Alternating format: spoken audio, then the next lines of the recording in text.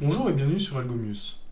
Nous avons fait pas mal de choses avec PostgreSQL, nous avons mis en place des tables, nous les avons interrogées, nous avons vu comment manipuler du format JSON et des tableaux. Ce que nous aimerions faire maintenant, c'est encore utiliser une base de données PostgreSQL dans un langage de programmation. J'ai choisi au travers de cette vidéo de vous montrer comment ça fonctionne avec Python, mais vous allez voir que si vous utilisez un autre langage de programmation, en fait, on sera sur des fonctions qui sont assez proches pour pouvoir accéder aux bases de données Postgre.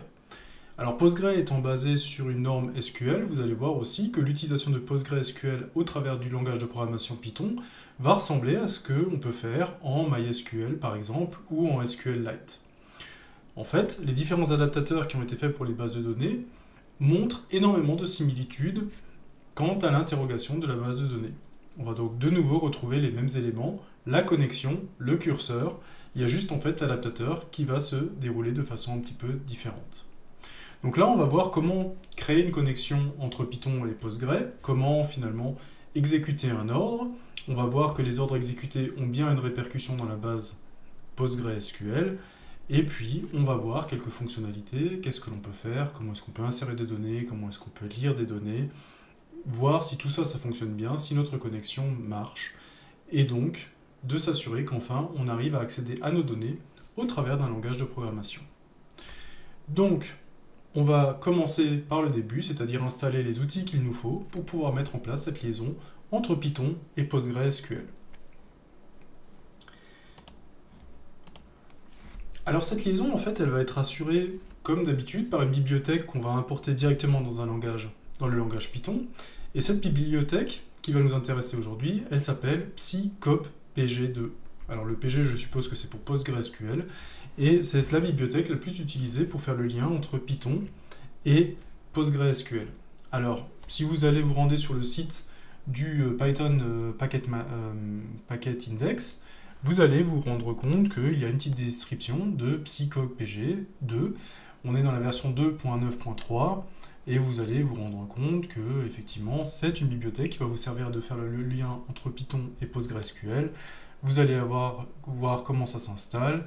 Moi, je vais faire l'installation sous Windows puisque je suis sous Windows. Si jamais vous avez une installation à faire sous Linux, OS X ou un autre système d'exploitation, vous trouverez toutes les informations sur cette page pour vous aider à installer psycop-pg2.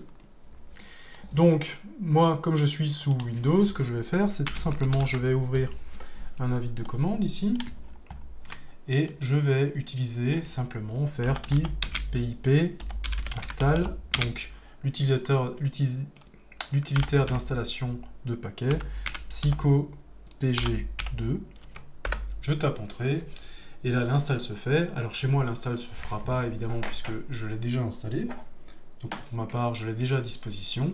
Chez vous, si vous n'avez pas encore installé ce module, eh bien il va s'installer. Vous voyez que moi je me dis que voilà, psycop-pg2, je l'ai déjà dans mes packages. Ok, ça marche. Donc à partir de ce moment-là, mon package est installé et je vais pouvoir l'utiliser dans les programmes Python. Alors, on va pas tarder à l'installer directement. On va déjà se créer une base de données sur laquelle on va pouvoir travailler. Alors vous pouvez utiliser une base de données qui est déjà existante pour vous. Moi je vais en créer une pour qu'elle soit pour être sûr qu'elle soit vide. Et donc pour cela, je vais le faire avec pgadmin que l'on avait installé avec PostgreSQL. Donc quand on lance pgadmin, il me demande le mot de passe pour se connecter. Et donc pgadmin se lance et me donne en fait la liste des serveurs, la liste des bases. Donc les bases, pour l'instant, il a une base qui s'appelle Postgre, où Postgre va stocker toutes les variables dont il a besoin. Moi, je vais en fait en créer une autre, donc database, je vais faire une create database, et je vais justement juste appeler une base test, où je pourrais faire tous mes tests pour voir si ma connexion fonctionne. Voilà, je vais faire un save.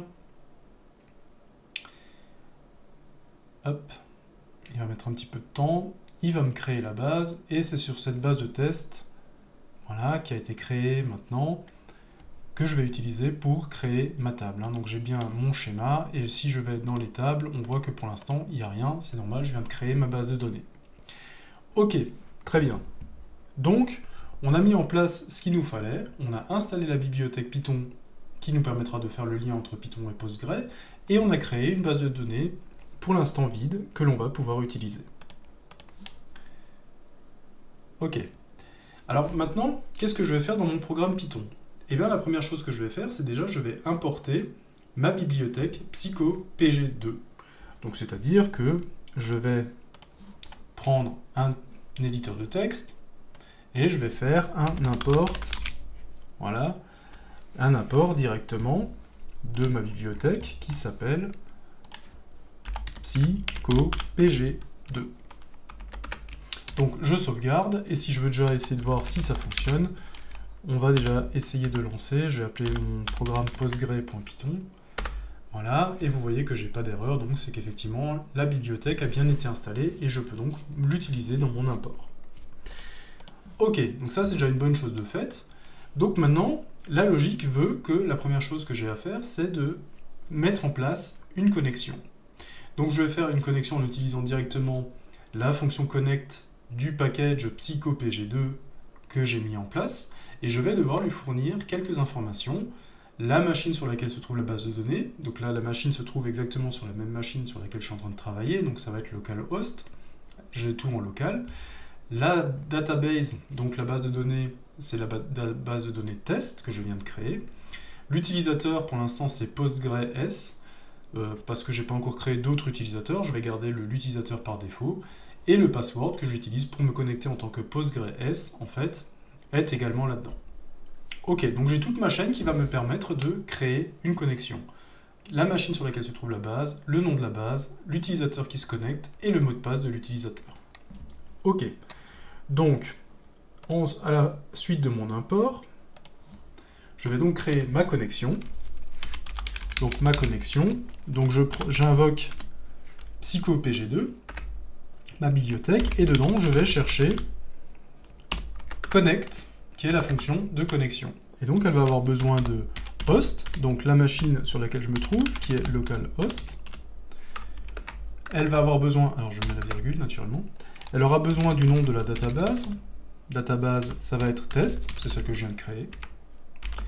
Elle aura besoin du user, donc là j'ai gardé le user par défaut PostgreS, c'est l'utilisateur qui est créé par défaut au moment de l'installation de Postgre. Et le password du user Postgre, c'est le password que l'on demande lors de l'installation de Postgre. Moi j'ai juste mis pass pour pas trop m'embêter. Ok, alors là j'ai effectivement les informations en clair dans mon programme.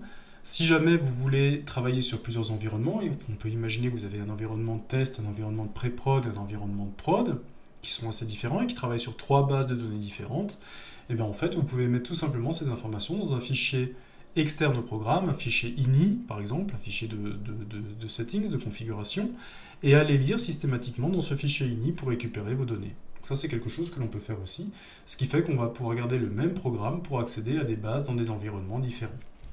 Alors là, pour l'instant, c'est juste pour vous montrer comment créer une connexion. Donc la connexion a besoin de la machine, du nom de la base, de l'utilisateur et du password de cet utilisateur. Bon, donc la connexion est en place.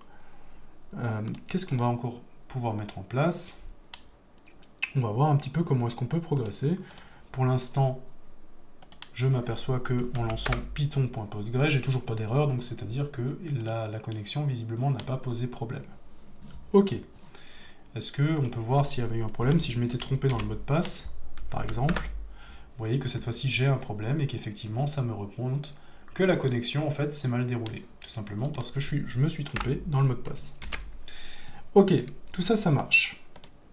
Alors quelle est l'étape suivante? Alors l'étape suivante, comme la plupart du temps dans une base de données, si jamais vous mettez une connexion en place, c'est-à-dire que vous mettez un lien entre Postgre et Python.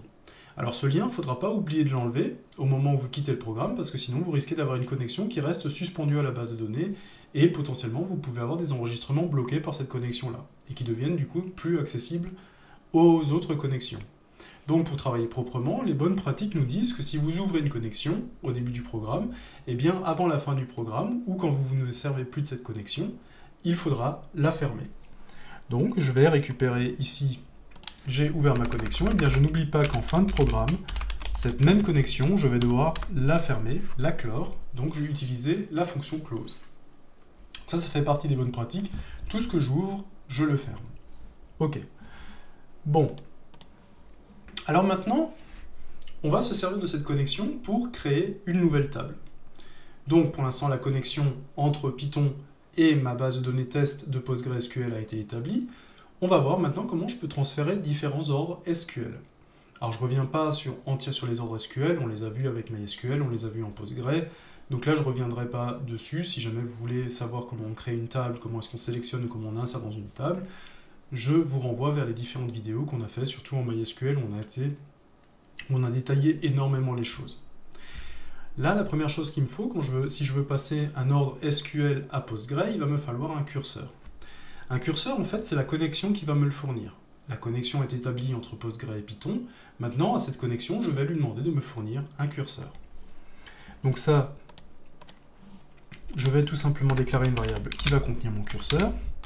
Et je vais dire de la connexion, donne-moi un curseur. Voilà. Donc là, j'ai récupéré un curseur. C'est ce qui va me permettre de véhiculer de l'information sur la connexion entre Postgre et Python. Ok. Donc mon curseur a été déclaré, et encore une fois, pour des conventions je dirais presque des règles de bienséance, mais effectivement pour programmer proprement, tous les curseurs que nous déclarons, nous devons aussi les fermer. Alors comment ça marche? Eh bien, dans quel ordre déjà les fermer? Tout simplement, j'ouvre une connexion, je ferme une connexion, j'ouvre un curseur, je ferme mon curseur,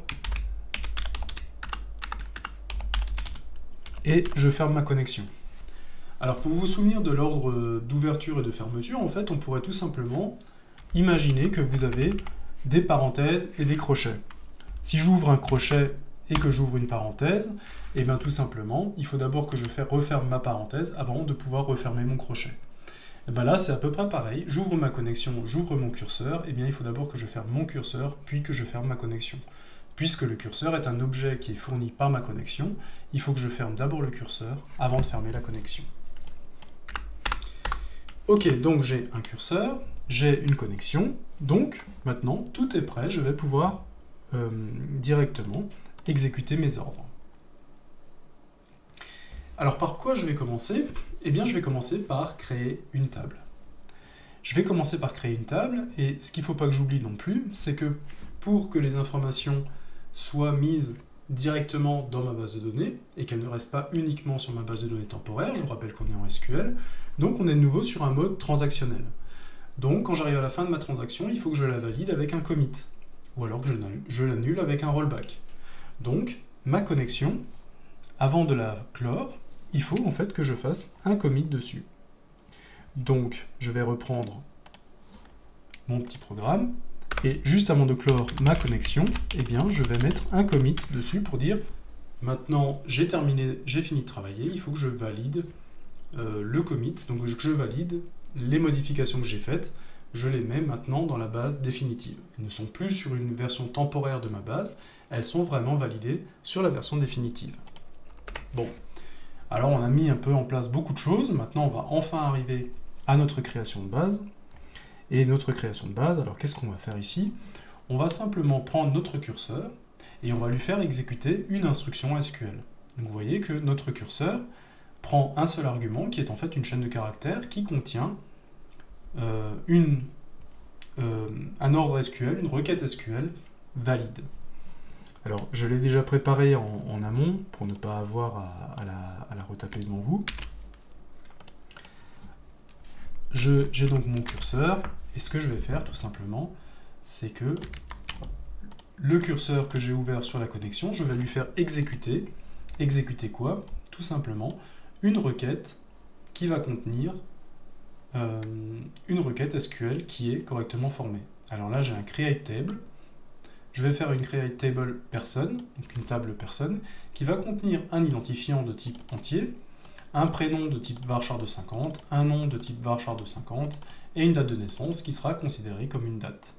Et donc, en fait, le curseur va exécuter sur la base de test, puisque la connexion a été faite sur la base de test, et que le curseur dépend de la connexion, il va exécuter sur la base de test le create table person. Puis, le curseur va se fermer, la connexion va effectuer un commit, et enfin, la connexion va se terminer. Donc je sauvegarde, je lance mon programme, qui ne me provoque pas d'erreur. Voyons voir avec pgadmin si tout s'est bien passé. je vais sur ma base de test, je vais faire un refresh des données, et je m'aperçois effectivement que dans les tables, en fait, la table personne a été construite. Donc si maintenant je crée une query tool, donc en fait c'est un petit éditeur qui va me permettre de mettre des ordres SQL. Si maintenant je fais un select étoile from person à ce niveau-là, en fait on va simplement avoir un résultat vide, mais vous voyez que la table personne est une table qui contient un identifiant, un prénom, un nom et une date de naissance. Donc ma table personne a bien été créée. Première étape, structure d'une table qui a été mise en place. Ok. Ça fonctionne. Maintenant, cette table, on ne va pas la laisser vide. On va essayer d'y mettre des données à l'intérieur. Et là, on va voir qu'il y a plusieurs façons d'insérer des données dans la table. Alors, soit on insère les données une par une, c'est-à-dire qu'à une exécution correspond un enregistrement, soit, en fait, vous allez voir que l'adaptateur de PostgreSQL de Python va vous permettre de monter des informations par liste et on va pouvoir insérer par lot directement dans la base de données. Donc en une seule instruction, on va insérer plusieurs enregistrements. On va détailler un petit peu les deux façons de voir comment ça marche pour faire en sorte qu'il y ait une insertion. Bon, donc je reprends mon petit programme et je vais enlever en fait la création de table, puisque maintenant si jamais je relance la création de table, je pourrais la laisser, si jamais je laisse mon programme comme ça et que je le relance, je vais naturellement avoir une erreur. Pourquoi? Tout simplement parce que la relation de personne existe déjà et donc je ne peux pas la créer une deuxième fois. Donc je vais enlever cette création de personne et on va repartir sur notre curseur et on va faire un curseur.execute, toujours. Et dans ce curseur.execute, qu'est-ce que je vais faire? Eh bien, je vais lui donner une requête préparée, c'est-à-dire que je vais faire un insert into person. Alors, je vais aussi la reprendre pour que ce ne soit pas trop long. Je vais faire un insert into person et vous voyez que j'ai mis ici des champs qui vont indiquer que pour l'instant, la donnée est manquante. Je vais faire une insertion dans la personne, je vais insérer son prénom, son nom et sa date de naissance. Et les valeurs de ces trois champs sont %s et date de %s. Alors date est simplement une fonction qui va modifier une chaîne de caractères pour la transformer au format date PostgreSQL. Maintenant, en fait, vous allez voir qu'il me manque les valeurs. Donc je n'ai plus qu'à spécifier les valeurs. Alors les valeurs, je vais les rentrer sous forme de tuple. Je vais les écrire en dessous. Sous forme de tuple, ça veut dire que je vais les mettre entre parenthèses, et chaque élément de mon tuple va correspondre à une des valeurs qui est attendue. Donc la première valeur qui est attendue, c'est le prénom. Donc par exemple, je vais dire, voilà, Bob. Premier. Le deuxième élément qui est attendu dans mon tuple, c'est celui-là qui doit correspondre au nom. Voilà. Et le troisième élément, c'est une chaîne de caractères qui contient la date de naissance. Donc je vais mettre tout simplement une date de naissance. Au hasard. Hein. Ok, donc j'ai bien une date de naissance, un nom, et j'ai donc mon curseur qui va s'exécuter, et les différents caractères %s vont être remplacés par les valeurs qui se retrouvent dans mon tuple. Le premier va prendre la valeur Bob, le deuxième Marley, et le troisième va prendre la date, qui va être convertie au format date de PLSQL. Ok, on va voir si tout ça fonctionne. Alors, la relation personne existe déjà. Ah, j'ai pas sauvegardé.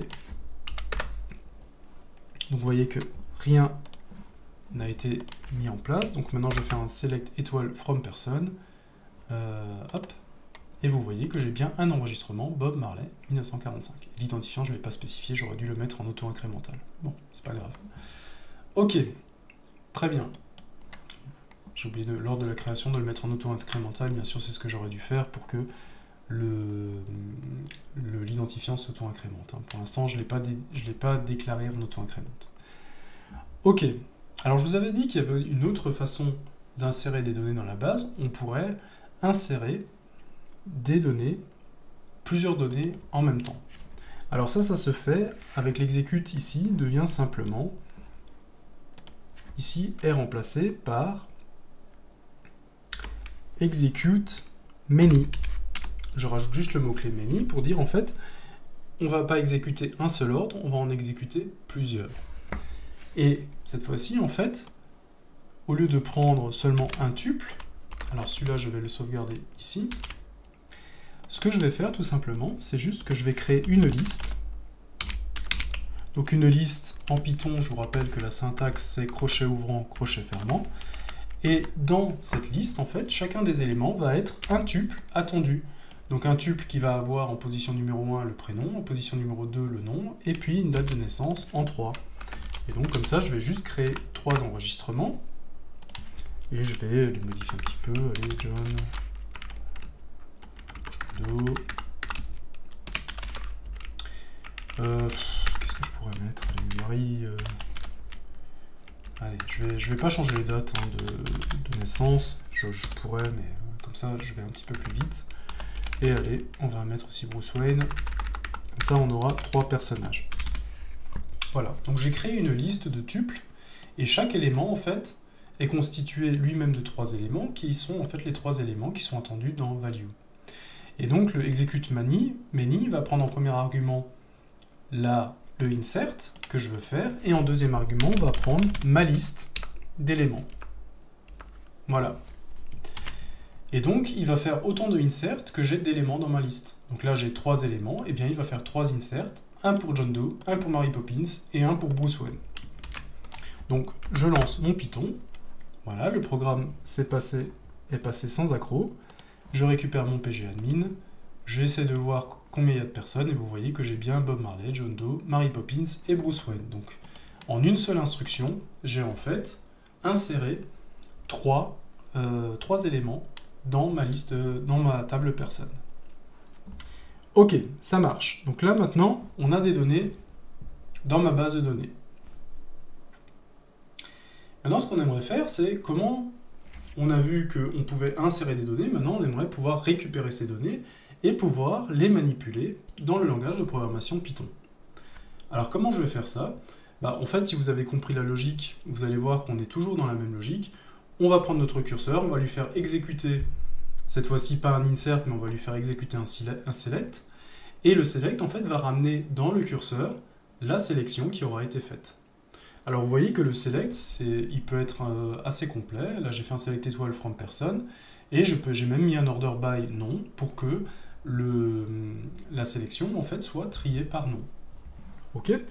Donc, je vais prendre ça sous les yeux. Hop. Et je vais simplement faire donc mon select. Alors pour l'instant, ça je vais l'enlever. Ça c'était tout ce qui concernait la création de nouvelles lignes. Donc ça je vais l'enlever.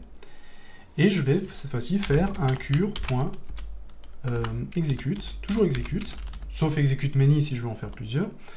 Et là je vais faire quoi? Je vais faire un select étoile from person order by nom. Donc nom est un champ qui existe, et donc je vais juste récupérer toutes les informations de personne triées par nom. Alors comment je peux récupérer un enregistrement? Vous allez voir en fait qu'il existe plusieurs façons de récupérer mon enregistrement. Soit je récupère que le premier élément du select. C'est-à-dire select étoile from person va me ramener toutes les personnes, mais je veux par exemple que la première ligne, c'est-à-dire que le premier enregistrement qui est retourné. Donc là, en fait, je vais utiliser la fonction fetch1, c'est-à-dire qu'il va me récupérer seulement le premier élément. Sinon, je peux utiliser la fonction fetch many, qui va prendre un argument et qui va dire combien d'enregistrements je veux en retour. Fetch many 3 va me retourner les 3 premières lignes. Ou alors, je peux faire tout simplement un fetch all, qui va me récupérer directement tous les enregistrements de ma table. Donc là, j'ai 3 possibilités, et c'est des possibilités qu'on retrouve avec d'autres bibliothèques de bases de données, qu'on retrouve à peu près à l'identique.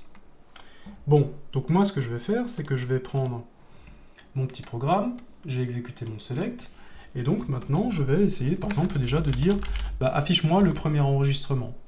Donc, c'est-à-dire, affiche-moi, je prends mon curseur et je fais un fetch one. Voilà. Donc, de ce curseur-là, de mon select étoile, récupère-moi le premier enregistrement. Je lance mon programme Python et vous voyez que il m'a répondu. Alors, il m'a envoyé none parce qu'effectivement, c'est le problème de l'identifiant, j'ai oublié de le mettre en auto-incrémente. mais sinon il me renvoie bien John Doe dead time. Alors pourquoi il me renvoie John Doe? Parce que je vous rappelle que j'ai fait un order by nom et que Doe arrive avant Marley, avant Poppins et avant Wayne. Donc c'est bien la première personne triée par nom qui était disponible.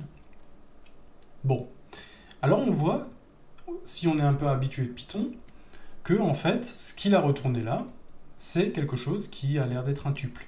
C'est indiqué par les parenthèses ouvrantes, parenthèses fermantes qui entourent la structure de données. Ça veut dire que si je veux par exemple récupérer que le prénom, eh bien ça, le non sera l'élément 0, le John sera l'élément 1, Do sera l'élément 2, DateTime sera l'élément 3. Donc si je veux récupérer que le prénom, je peux prendre le fetch one et dire je ne veux que l'élément de rang 1, et je vais ainsi, en exécutant, avoir John. Hein, je vous rappelle que dans les tuples, en fait, le premier élément en fait, a l'indice 0. Hein. Non à l'indice 0, John à l'indice 1. Donc là, j'ai bien récupéré John. Ok, donc là, j'ai récupéré qu'un seul enregistrement, qui est le premier enregistrement. Si maintenant, je voulais pouvoir récupérer tous les enregistrements, donc cette fois-ci, je pars sur un fetch all. Comment je peux récupérer les informations qui sont dans un fetch all? En fait, à chaque fois que vous êtes sur un objet itérable, donc un tableau, une collection d'ordre général, eh bien, on peut penser à la boucle donc, pour parcourir cet élément. Donc je déclare un élément E qui va parcourir tous les enregistrements qui sont remontés par fetch all. Donc le premier tour de boucle E vaudra le premier élément du curseur, dans la deuxième tour de boucle le deuxième, et ainsi de suite. Donc si je fais un print E, et bien en fait je vais me retrouver dans cette position. Ah, j'ai oublié les doubles points. Voilà. Je vais donc me retrouver avec 4 lignes, donc 4 positions dans le curseur qui correspondent à chacune des personnes qui se trouvent dans ma base de données.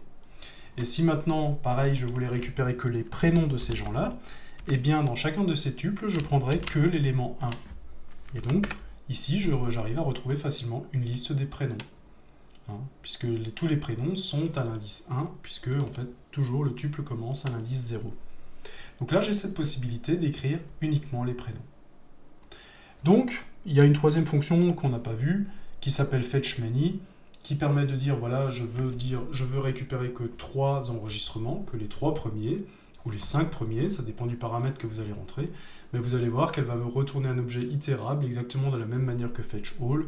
Donc, en fait, ça s'utilise un petit peu de la même façon. Si on veut aller un petit peu plus loin sur PostgreSQL et Python, sans pour autant parler d'exemples, mais là, cette vidéo, c'est vraiment une vidéo qui vous montre comment manipuler un petit peu la bibliothèque adaptateur entre Postgre et Python, mais vous allez vite comprendre en fait que les autres ordres réagissent aux mêmes règles que celles qu'on avait vues. Vous prenez toujours un curseur, vous faites toujours un execute et derrière vous mettez une instruction SQL. Vous pouvez faire un update, vous pouvez faire un delete, ça ne pose aucun problème, vous respectez la syntaxe SQL qui a été vue en PostgreSQL, et puis vous l'utilisez simplement en paramètre du curseur.execute. On avait vu qu'on pouvait utiliser l'order by dans le select, et bien vous pouvez naturellement utiliser la clause where, vous pouvez utiliser la clause group by, vous pouvez donc monter des agrégations, tout ça reste valide avec l'adaptateur de PostgreSQL. Et en plus, vous pouvez utiliser toutes les fonctions disponibles de PostgreSQL. On a vu le convertisseur par exemple pour convertir une chaîne de caractères en date, tout ce qu'on a vu, les fonctions mathématiques, les fonctions sur les dates ou les heures, les fonctions d'agrégation, sont naturellement aussi disponibles puisque vous voyez qu'on passe la chaîne de caractères de la requête SQL qui sera ensuite interprétée par Postgre. Donc en fait, nous on passe simplement une chaîne de caractères. Si vous voulez aller un peu plus loin, on peut aussi naturellement appeler des fonctions. Cette fois-ci, on utilisera la fonction calproc du curseur où vous spécifiez la fonction et les valeurs de la fonction. Et vous avez aussi la possibilité d'appeler une procédure stockée. Là, vous allez repasser sur un curseur.execute et vous allez simplement passer la chaîne de caractères, call, le nom de la procédure, les paramètres de la procédure, et vous allez simplement donner ensuite, en deuxième argument, un tuple qui va contenir les valeurs paramètres de la procédure. Donc on voit en fait que on est sur quelque chose de très complet, on arrive à retrouver énormément d'éléments que l'on a déjà vus, et vous voyez que les variables de retour, enfin les données de retour, sont directement stockés dans des ensembles qui sont compris par Python. Le curseur, par exemple, va nous retourner un objet itérable qui contient des éléments tuples. Et l'élément tuple, eh bien, il est parfaitement compréhensible par Python. Et donc, on peut rebondir directement dessus, filtrer les données que l'on a envie d'afficher assez facilement par rapport à l'indice. Et puis, on peut repartir comme ça pour exploiter les données, manipuler les données et les afficher. Donc, vous voyez, on est sur quelque chose de très simple. Il y a énormément d'éléments communs avec les liens avec MySQL et Python ou avec SQLite et Python. C'est pour que les développeurs n'aient pas systématiquement à chercher comment s'écrit la fonction lorsque vous changez de base de données. On a une espèce d'uniformité quand même dans les fonctions que l'on peut utiliser. On ouvre toujours une connexion, on ouvre toujours un curseur. Il y a peut-être des différences de paramètres de temps en temps quand on passe d'une base à l'autre, mais normalement vous ne devriez pas avoir à tout reprendre depuis le début. Donc voilà pour cette partie PostgreSQL. On a fait un grand tour de PostgreSQL. On en a vu les avantages et les inconvénients. On a vu aussi quelles étaient les différences par rapport à MySQL et PostgreSQL. Et la principale avantage, c'est que naturellement, on a le droit d'avoir des types qui sont très proches des langages de programmation, comme par exemple des documents au format JSON ou alors des tableaux, et qu'il est très facile en PostgreSQL d'aller chercher de l'information dans un tableau ou dans un document JSON. Et là, on le voit en fait que le lien avec Python se fait très facilement à l'aide d'une bibliothèque et que les objets que l'on récupère de Postgre sont directement des objets exploitables en Python, directement des tuples desquels on peut sortir les informations dont on a besoin. Donc cette vidéo conclut un petit peu le cycle qu'on avait commencé avec PostgreSQL. On avait vu énormément d'éléments et maintenant on a vu comment PostgreSQL finalement s'intègre à un langage de programmation pour que l'on puisse échanger entre le langage de programmation et la base de données, qu'on puisse mettre des données dans la base, qu'on puisse les récupérer, les manipuler. Donc là, je pense clore un petit peu le sujet PostgreSQL avec cette vidéo, et donc je laisse libre cours à votre imagination pour voir ce que l'on pourrait faire avec les différentes méthodes que l'on a vues à travers ces différentes vidéos. À bientôt!